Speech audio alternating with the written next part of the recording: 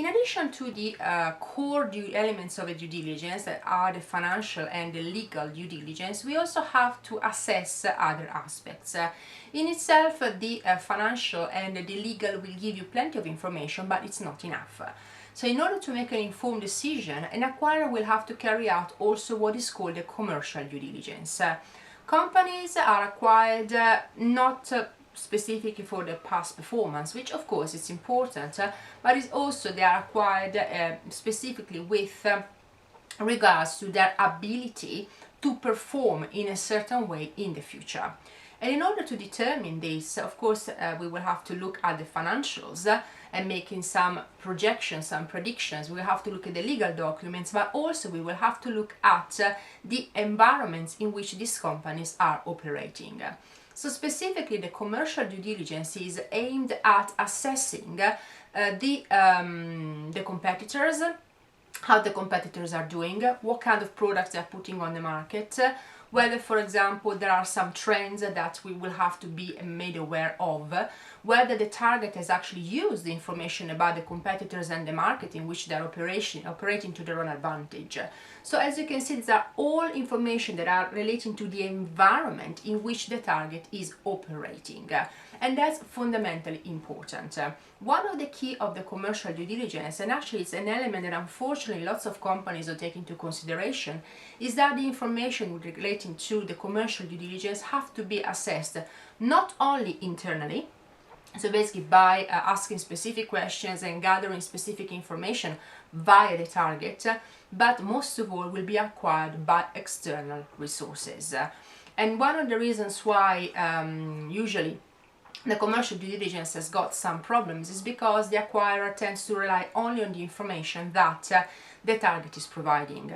It is not said actually that the target is taking into consideration or actually making the best out of the information relating to its competitors. So always carry out a commercial due diligence in two different basically parallel ways. On one side, interview the managers, interviews, for example, the salespeople, make specific questions with regards to the aspect of competition, products, research and development, the environment, and all this kind of stuff. But at the same time, carry out researches externally. So, for example, by speaking with people that are very well known for being experts in a specific market in which your target is operating.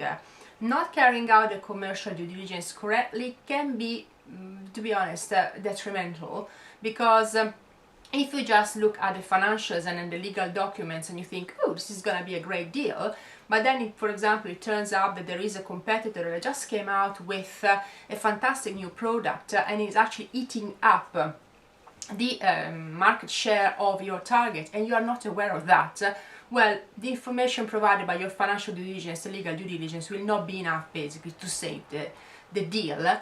And if you decide to go ahead, in the sense that if you are not aware that there is this competitor that basically is literally closing all the doors for your target, to be honest, you will not get that much value out of that merger or that acquisition.